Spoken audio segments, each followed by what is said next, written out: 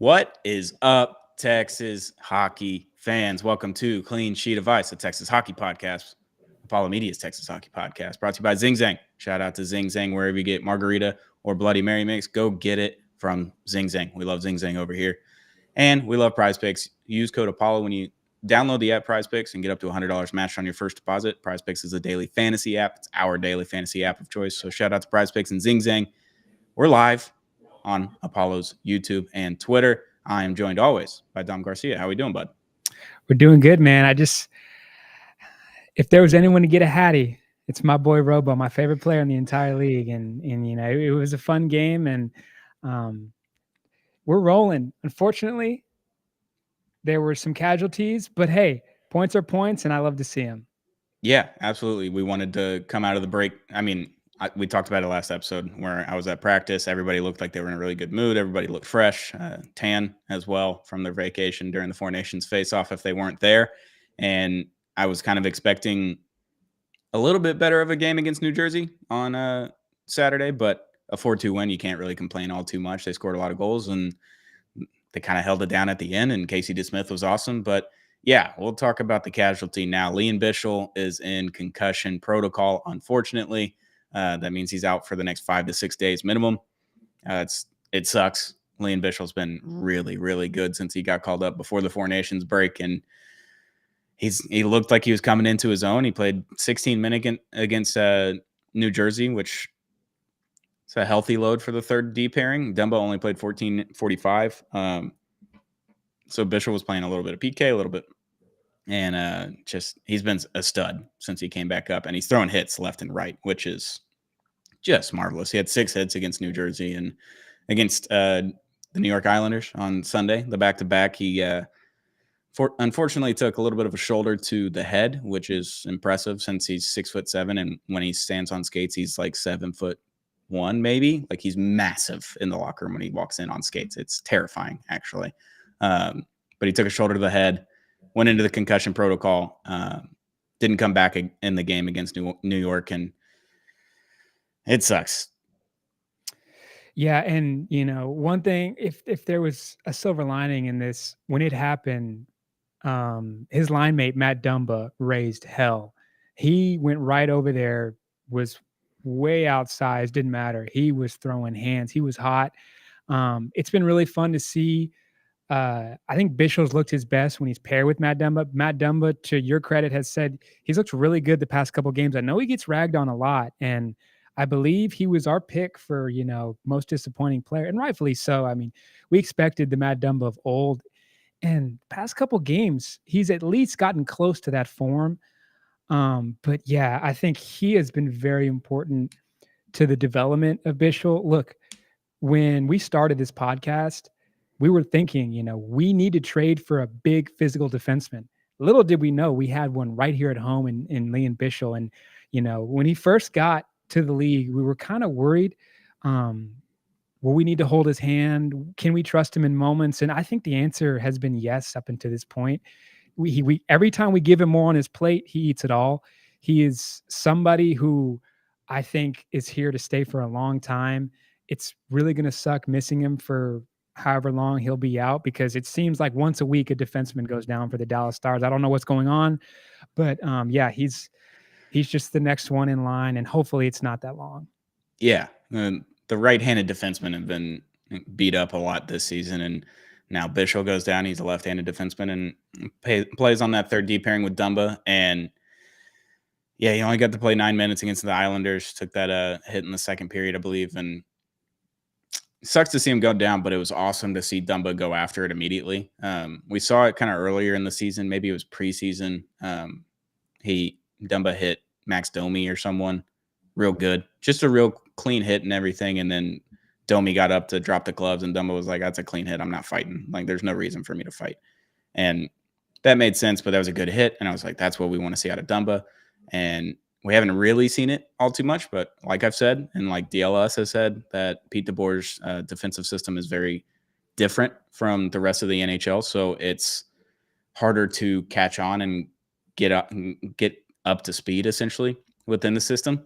And I guess it just took Dumba all the way till the Four Nations break to figure it out because he's looked really good. He had his best game against the Devils by sabermetrics, essentially. Like he just looked really good and really comfortable in the system. His puck clearing excelled, and he's making good passes, and he's playing good defense, and he wasn't getting lost on the defensive end and making too many mistakes that we had seen earlier in the season. But he did rack up 17 penalty minutes against the Islanders. But credit to Dumba, like getting after the guy that went after Bichsel, got that hit on him. What did you think about the hit? I think it warranted the penalty that it got because that was the Mhm. one that got the 4-minute major. Yep. Um, Yeah, it got a game misconduct. He was tossed.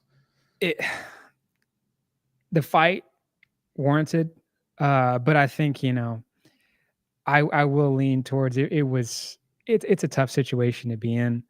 Um, Twitter was fun to watch, but I think rightfully so. The NHL for some reason right after Four Nations break, we've seen some very questionable hits. Um, Zegras. yeah, and Gary Bettman's gonna have some. He's gonna have some stuff on his desk. But I, with the way our defensemen are going down, and it's never like they blocked a shot, or well, it was Marchman, but after that, it's always some really really bad luck of just bang bang plays like this. Yeah, I didn't think the hit was dirty in any way. Like the guy's 6'7", so throwing a shoulder at Lian Bichsel unless you were 6'7" is not like a.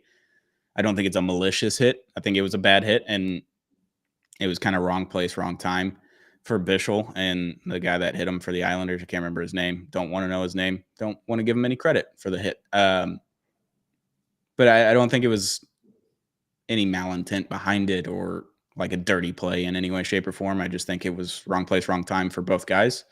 And Bichsel took the brunt of the hit. But I'm glad Dumba stepped up, and the guys in the locker room love him. All the journalists, like I've always enjoyed talking to Dumba. He's a very kind guy. He's funny, and always want to chat about golf, which is fun.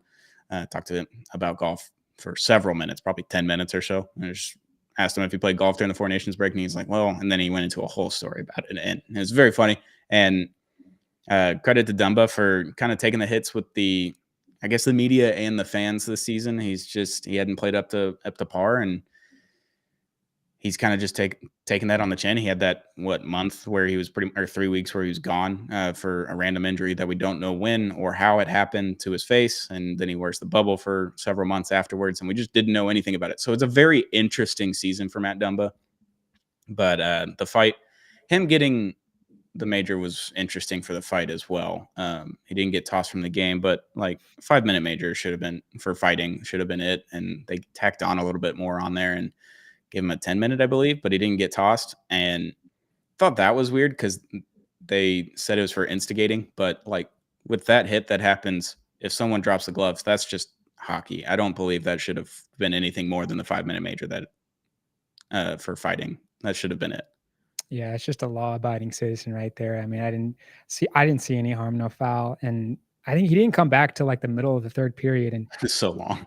it was so unfortunate because we like Labushkin is like laboring, like we're already down. It's like, godly, can anybody play a period of defense and not have an injury on our team? And you take one away who was just sticking up for his teammate. But I mean, luckily, the greatness of Jason Robertson saved the rest of that game. Yeah, we'll talk about the Devils game real quick before we get into that. So Devils coming back from Four Nations break. So 2 weeks off. I talked to Matt Duchesne in the locker room. I was just like, is it hard to come back from 2 weeks off, like in the middle of the season? Like normally it's about a week, maybe 6 days for All-Star break, and then you come back. So it's a little bit shorter of a trip. Like your vacation is only 2 or 3 days this time. You could have done a full week and then still come back and practice and get ready for the season again. And he said, no, when boys are ready to go. Even if you did take 2 weeks off, you just jump right back into it. It's not like the beginning of the season, all those first game jitters and everything, like just ready to go. And that showed against the Devils. The offense kind of came alive. They had 4 different goal scorers, I believe. Wyatt Johnson, Duchesne, and I can't remember the other 2, but Dadonov maybe? I can't remember. But Yeah, either he way, scored one. Yeah, so they kind of came out hot, and then they took a 2-0 lead in the first period, and they were just looking like the Stars that we've seen before the break, where offense was pretty easy and defense was settled.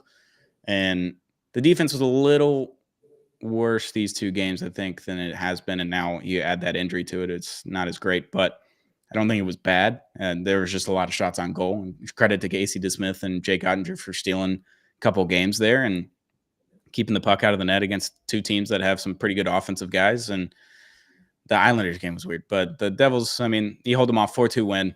You take that all day long on the first game back from break, and they just looked confident, and it was easy going on offense, and defense was a little bit worse. A lot of shots on goal, but credit to Smith and keeping the puck out of the net. He's been great every time he comes in for the most part. Yeah, no, and particularly that game, like he made a couple of Superman saves in really crunch time moments. So it was really good to see him. Uh, I said it, I think last week, like New Jersey at home is just a very shaky team, and especially if you get the jump on them, which we did, they start to kind of crumble a little bit. Um, I just, when we score, we got to get our breath ready and look towards the next play because I'm so tired of seeing goals happen right after a Dallas Stars goal. But I can't complain. I mean, it was New Jersey's got a sneaky team. There's a couple of good players on that bench, and to get points off of a 2-week long break, I was really happy to see. Yeah, especially when your head coach is nowhere to be found during the break. Like he's in Boston and Montreal with Team Canada, and your GM and one of your assistant coaches, they're all over there. So like they didn't have their full coaching staff in Dallas the week of practice before they came back from Four Nations break. They came back on, I believe, a Tuesday for an optional skate on Tuesday for everyone that came back from vacation or early exits from Four Nations. And then none of the Four Nations guys showed up last week. So all of those guys are just getting reintegrated back into the team in New Jersey, like on Saturday, basically. So just a professional organization in that sense, like being able to come back and go to work, even though you haven't been practicing with the team, you've been practicing with all of your countrymen. And then your coach comes back from winning the Four Nations tournament for Team Canada and Jim Nill and everybody. So that was a huge win to start the road trip. And then against the Islanders, just over the river, I guess, or over the ocean. I don't know how that works geography wise, but over onto Long Island, not into. Another good game, another shaky kind of defensive stuff, but that's because Dumba only played 10 minutes and Lian Bichsel only played 9. Dumba did play the entire game, but due to 17 penalty minutes, he only got 10 minutes and 45 seconds of ice time, 15 shifts. I thought it was a good game from kind of most aspects. The top line was stellar, obviously. Jason Robertson, hat trick. That's the first thing that stands out in this game, and it should be. Yeah, the neutral zone we controlled, and I really liked watching that because that's been something, some days we have it, some days we don't. But Matt Duchene, every game gives you some deeks that's just like, oh my gosh, like how do you do that against some of the best players in the world? Like just between the legs, just in and out, just whatever he wants to do. And the angles that, he can make, it's just, you say it every time he scores a goal. It's one of the best. It's the best contract in hockey, and I'll do you one further. It's the best contract in sports. Like this guy should not have been left off Team Canada roster, but they didn't need him because they ended up winning, unfortunately. Yeah. But it just highlights just how good this guy is. I mean, every game you're going to see some incredible stick handler. He might be the best stick handler on the team, and we have some good stick handlers. Yeah, I think it's him and Logan Stankoven. Those are your two. Yeah, and I saw Twitter kind of really freak out about Stank getting scratched. I don't know what to think of that, but hey, he ain't scratched no more because we need everybody we can get now. Yeah, so Logan will be back tonight against Columbus. They've already put him in, and Oscar Back will be taking a rest. And Pete DeBoer said it after the trade, that first game back with Cody Ceci and Mikael Granlund, that there's a lot of really good players on the forward and defensive squad. And every night you're going to have one or two guys that are really, really good NHL players that will play on most teams and on a consistent basis on the third or fourth line. And one of those guys is going to be scratched every night because of the depth that they have and the ability that they have. Like Oscar Beck's been awesome this season. He's been great on the PK, been great on the fourth line. His numbers aren't going to like stand out in any way, shape, or form, but it's been a really solid, like consistent, responsible player. And he's going to take a back seat tonight, and Logan Stankoven's going to insert in. And Logan played on the fourth line against New Jersey, and I thought he was going to have like an awesome, stellar game and everything. And then he was put on the fourth line, so didn't get a ton of time on ice and didn't really get any opportunities because he was on the fourth line. So it's a little bit different when you're playing on the fourth line as opposed to the second or third line with like Jamie Benn, Wyatt Johnson, and that kind of crew. So I don't think that was just that might have been like DeBoer just saying, hey, it's okay. You're doing everything right. Here's a night off. And he still did pregame skate. He still went out there with all the boys and did pregame skate and then went and changed after before the game started. So that's the type of player he is. He always wants to play. And if he's not going to play, he's still going to prepare as if he was playing. So I thought that was huge. Testament to his character and everything. Like he wasn't sitting there pouting in the press box. Like he went and just did pregame skate like everything was normal and then changed afterwards. So I don't think anyone needs to freak out about that. There's going to be one guy. Blackwell's been really, really good this year on the fourth line. Sam Steele's been really good on the fourth line this season. Like those guys are going to end up having nights off because the fourth line is pretty much stacked across the board. You got 4 or 5 guys that can slot in on the fourth line and each and every night. And 1 or 2 of those guys isn't going to be able to play. And that's okay. That's the testament of a really good team and awesome depth that Jim Nill and Pete DeBoer have built on this team. Yeah, it's kind of like Astros pitching. Like we have so many good starters. Like someone's got to go to the bullpen, and it's not because you're a bad player, just because we got guys upon guys upon guys. And you said that Stank looked really good in practice, and he almost had one in that first game. I was like, oh, that would have been nice to have. I think he was on like a nearsighted rush, but I'm looking for really big things tonight, actually, from Stank. Yeah, Columbus is a real gritty team. The last time they played, it was 5-3 with the Stars scoring and then Columbus scoring pretty much right after the first 3 times. So it was 3-3 heading into the third period. And that was like the last home game before the Four Nations break. So I was there, and they're a tough team to play against. Werenski's one of the best defensemen in the NHL, and Columbus is playing for Johnny Gaudreau. So they've got higher powers helping them out this season, and you can see it. They're all doing it for Johnny, and yeah, they're a tough team to beat every time. So if they sweep this road trip and head home on Friday for a good battle against LA, that'd be awesome. And I'm not expecting a win. I'm not expecting a loss. I'm just curious to see how this game's going to play out. If it's going to be similar to the last game, or if the Stars overpower them with a little bit more gelling from Granlund and CC, and hopefully the defense can hold on. But yeah, they're a tough team. So we'll see what happens tonight. But yeah, his team's so good. And I think everyone's got a little bit more confidence than they had even last year. Whereas last year it was like, this is the year. We're going to win the cup. We're going to do all the things. And the depth is going to take us even farther. And then this season, the depth is even bigger and better. Like it's quite impressive. And the defense is better. And Jake Ottinger again. And yeah, his team's really good. So Otter's in net tonight, and Stank will be back in. Oscar Back is out. And yeah, and Robo's coming off a 3-goal game where he just looked like one of the best players in the world, because he can be. Yeah, so with the exception of like Sagan's injury, it took a little bit of while to get chemistry back and rolling. Every single injury that the Stars have had this season, someone has answered the call of duty, and that's the sign of a Stanley Cup level team. Like we said it when we made the Granlund and CC trade, like the deepest team in hockey just got deeper. Don't look now. And I know a lot of fans early in the season said, oh, Dallas may have a shot, but no, I Washington, they got heater of all heater. Yeah, like with Winnipeg, I think we can run them out of the building, if I'm being honest. I think matchup for matchup, like I can see us taking that matchup. But it's just, like our fourth line, we have to debate like who's getting healthy scratch, because that's how good our fourth line is. And that's something exciting to hear if you're a Dallas Stars fan. And it's the reason why we've been able to handle so many injuries this year.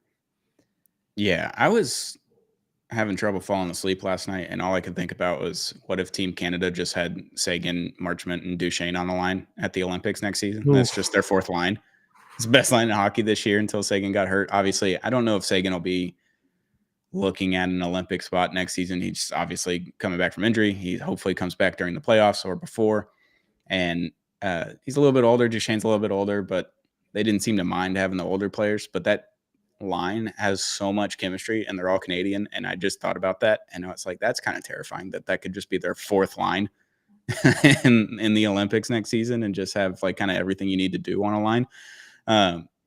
Yeah, that line's just incredible. Matt Duchene, he wows us each and every night, especially with his age and him getting bought out of a contract from Nashville where they were competing for a Stanley Cup in 2017, and then in the playoffs the seasons after that, and they just couldn't get it together, and they blamed it on kind of Duchene, I believe, like that contract, and he had a really good season the year before. I think he had 80 something points, and then they're just like, yeah, we're good. That's fine. We'll rid our hands of that, and we'll watch him go wherever he wants to go. And then Dallas was like, yeah, sure, we'll take Matt Duchene. And then all of a sudden we had the best line in hockey for a very long time there, like several months. I love Matt Duchene. He's a great Yeah, guy.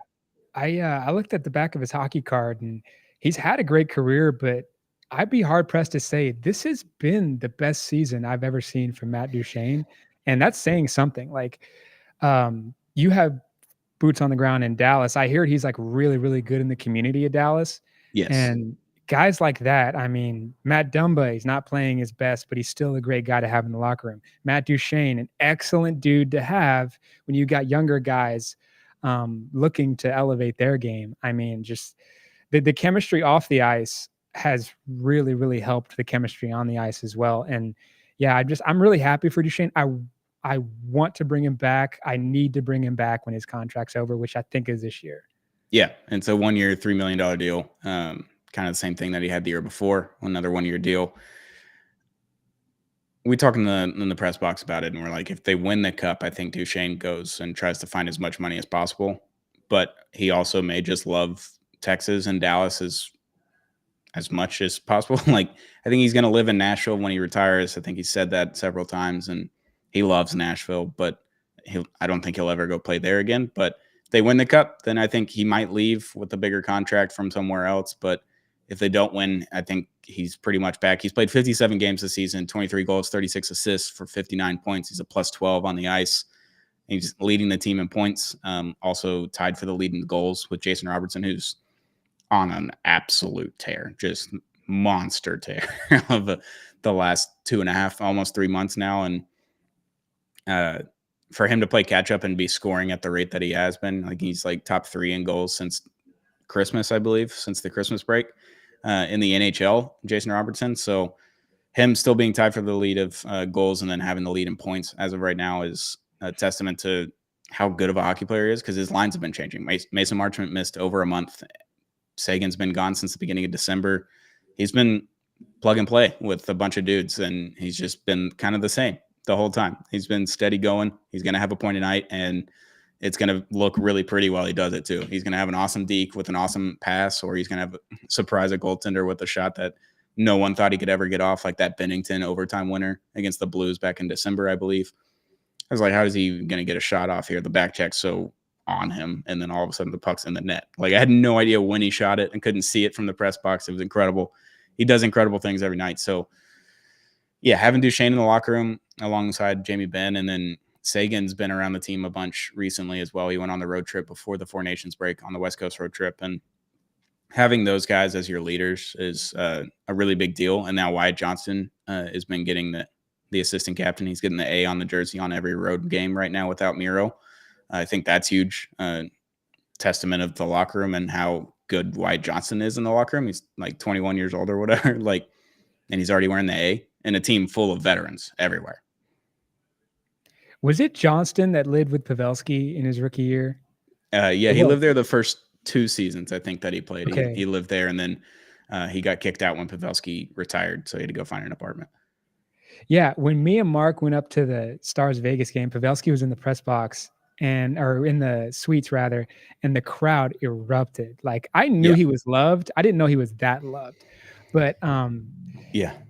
and then now, like, whenever, like, in intermissions, Victory Plus will play, like, old, like, promos that they've filmed, and they'll show Johnson at his apartment kind of being like all these guys are with me in Texas, and now they're kinda looking at me like what to do next, and to see him get an A is really awesome, and yeah, like, I mean, we all clamor for the big, swing for the fences kinda trades, but man, like, there's very few teams in the NHL that have this kind of chemistry.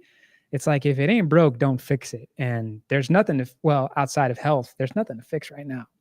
No, and Wyatt, he also got off to a slow start this season, along with Jason Robertson. They were both kind of worried about Four Nations, and they were both kind of one of the last few cutoffs for their respective countries. But Wyatt's played 57 games, 17 goals, 33 assists, 50 points, plus 11 on the board there. So he's still having a really good year. He could get up to 80 something points probably by the end of the season. He's been playing really well and had an assist last game against the Islanders, a goal and an assist against the Devils, and I'd expect him to keep doing the same thing. And this team's just really good. And hopefully they can keep hot streak going against Columbus, get 3 good wins out of the break. And the one thing I noticed, I saw a stat the other day, the Stars are 15-5-1 in their last 21 games. Maybe this was before the Devils game or after the Islanders game. I can't remember. 15-5-1, and they've only gained 1 point on the Winnipeg Jets. They've won 10 in a row. But I don't think we're catching them unless they just have a catastrophic last 20 games and we're able to catch them. But that's okay. Just get second in the Central, and Winnipeg will probably be out in the first round anyway, so it doesn't really matter. Yeah, when we started this podcast, we were kind of had some ways to go on Minnesota. And then once we got them, I think the closest it's such a they had I forgot the start it was. It was like 16-0, like Oh, yeah. just historic level that Winnipeg was on, and Minnesota. And then once we finally caught Minnesota, I was like, all right, now we're building and now we're rolling. But as long as we just continue to build that gap and get healthy, Jesus Christ, that's all really we're concerned about. I love the fact that Granlund and CC have they have been either a neutral or a positive. They have not been a negative. The Buchkin, when we got him, positive. Like, everyone's been a positive, and God, I mean, Peter DeBoer, one of the best coaches in all the NHL. Maybe some hardware to be given out to him. I thought he should have gotten it last year, but yeah, I mean, with all the injuries and everything that they're having, if they finish second in the Central and top 3 or 4 in the NHL overall heading into the playoffs, I don't see why that wouldn't be a very big conversation to be had between the voters. On defense, like, Brendan Smith's going to insert in today. I would assume, yeah, he's in for Bichsel, and Brendan Smith's been pretty good. He's not like an otherworldly defenseman. He's a good defenseman. He's a good on defenseman for the third pairing, and I expect to see the same thing tonight from him. He's just a consummate pro. He's a funny guy in the locker room as well. He's one of the louder guys. I think he likes to have a lot of fun and joke and call people out and everything. So I expect him to have a decent game, and I would assume he's with Dumba on the third pairing, CC and Lyubushkin and Harley and Lindell. I don't know what they're going to do up there, but last thing before we go, I want to talk about Thomas Harley. I want to put this out there. I'm ready to put it out there. I tweeted it, but Norris candidate next season, like top 3 Norris candidate. We discussed this off camera, and because that's the thing is, like, it's out of left field now, but that those 2 games he played in the Four Nations really highlighted that there's not that big of a gap between some of the best defensemen in the world and Thomas Harley. And with him being so young, there's room for him to grow. He has great offensive game. He's locked down on defense. He skates well. Like, as an American fan of Team USA, I look at Thomas Harley, I'm like, all right, he's going to be a problem when we get to the Olympics. Like, he's a problem now. And I'm with you now. Like, I didn't see it when you told me to, because it's such a shock, right? Because we have so many great defensemen in the league, but you give him like a year, Not maybe this like he's not far away. I think you're right. Yeah, as of right now, 55 games played. So we did miss 2 games there, probably with the illness that went around Dallas, but 10 goals, 20 assists for 30 points, but he's a plus 29. They just score when he's on the ice. He's a offensive defenseman, but a very responsible defenseman on the defensive side. And I think that offense matters more in the Norris Trophy conversation. Like Cale Makar, Quinn Hughes, like they're scoring a lot, they're assisting a lot, and they score just plenty of points. And I think heading into next year that we may just have Harley be PP1 guy. He's the quarterback on PP1, and I think that helps. I mean, he had a power play goal and a power play assist against New Jersey in the Yep. first game back. And right after playing in Canada, getting hammered on the boards as well. Like he was just getting hit left and right in that championship game. We were like, please stop hitting our boy. Like, please, we needed to stop. But came right back in and had 2 points immediately. I think next year we could look at like a 20, 25 goal season from him if he starts off better than he has in the past. Like usually like middle December is when he starts to pick up. If we can get that like middle of November, looking at 20, 25 goals, 40, 50 assists. We're looking at 60 to 80 points somewhere in there. I don't think it's out of the realm of possibility that he's a top 3 Norris candidate now that he's played on Team Canada for a Four Nations winning championship team and more people have seen him. Because that's the thing with Dallas is that we're not going to win a lot of trophies. Like, when was the last time we won an individual trophy? I mean, Miro Heiskanen gets his flowers a lot, but he doesn't score enough, so he hasn't won the Norris yet. But was it Jamie Benz? Like, was it the Art Ross? Like, was that the last time that the Stars have won an individual trophy? It's not shocking, but yeah, Harley, he's going to win a Norris in his career. I just don't. I have a feeling next year it's going to pop off like an insane amount. I think he's going to be argued as with like Makar and Hughes as like one of the best defensemen in the league next season. Yeah, like I follow a lot of Canadian, cover media, and when Thomas Harley got the call to be on the roster, a lot of them, like when they heard that announcement, they're like, "Oh, how did I forget?" Like Thomas Harley is a stud, and he's so young, and it put us like I hate Team Canada, but it put a smile on my face every time like Ray Ferraro and the broadcasters would mention like this guy was in Mexico, comes over and plays like this. Like he's the real deal, and he's fine. Like now we're gonna remember the name of Thomas Harley when we get to these type of talks, because whenever you hear defenseman, you always think Miro, but dude, Thomas Harley, like the American Airlines just readjusted now that Luka's not with the Mavericks, the poster, and if they do it again, Thomas Harley should be making that poster the next time around. Yeah, they did it. What is it? It's Wyatt, Robo, Otter, and someone else. I don't remember who the fourth one is. I can't remember if it's Harley or Miro. I don't remember. I just know that they took Luka off. They just put the new one up before, like yesterday, I believe. So, yeah, I don't know who's on it, but yeah, Harley. I think there's going to be some more Harley jerseys in the crowd over the next few months and then into next season. I think he's going to become more of a fan favorite, like Miro, like Sagan, like Jamie. I think we're going to see a lot more Harley. And then when Bichsel gets going, I can't wait to get a Bichsel jersey. You're going to get it like triple XL, so it fits like him. Hopefully we get a new jersey because, Stoney pointed this out to me, like from the press box, those blackout jerseys are not the best. No, and they started in the 2020 season. So I think it's time for a different third jersey. Like the NFL, they're getting a new rivalry series jersey, reportedly. I don't know what that's going to look like and have no idea, but I'm ready for I'm ready for a rebrand in general. Like I want the old logo with the new colors. Like those reverse retros were impeccable. I think you can change them a little bit and make them more, maybe slightly modern and then more just eye appealing. Like the black ones were sick. The black ones were perfect. I think the white ones you could work with. I would love to just go to the old logo. It's so much better. It looks cleaner. It's just more, I don't know. This one just looks to 2010, like modern bevel, futuristic kind of look for me. And I'm ready for a new one. But yeah, let's get a new third jersey. And if it's a reverse retro kind of jersey, then I'm all for that. Or, even if you lean into more of the Texas and you do the Texas logo again, I'm cool with that too, but make it different than what the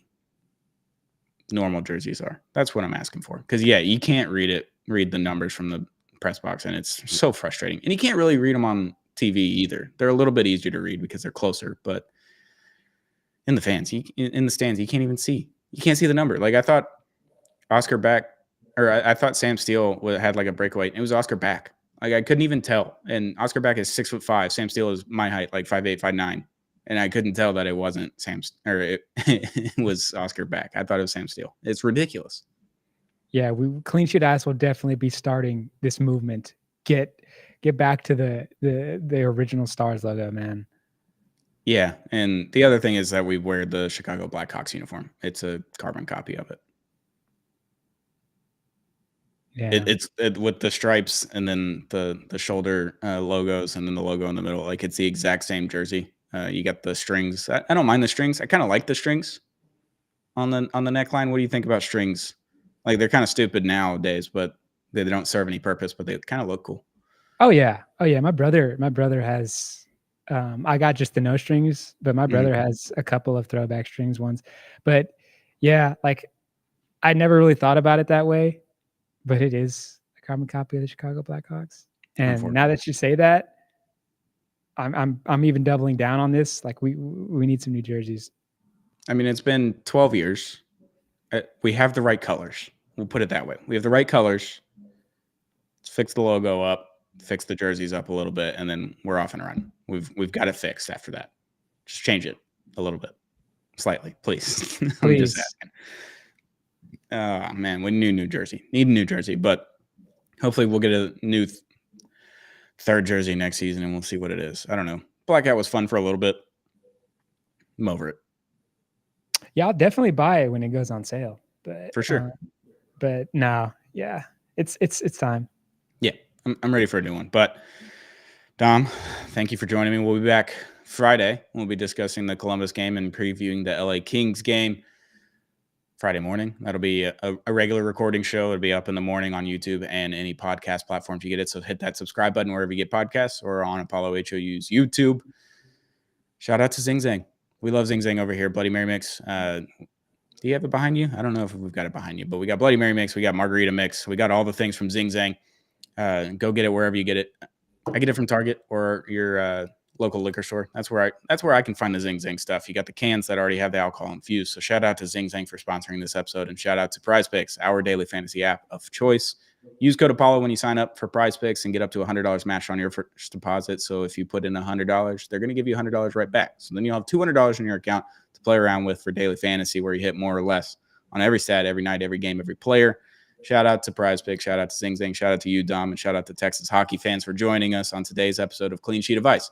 We'll be back very, very soon with a new episode.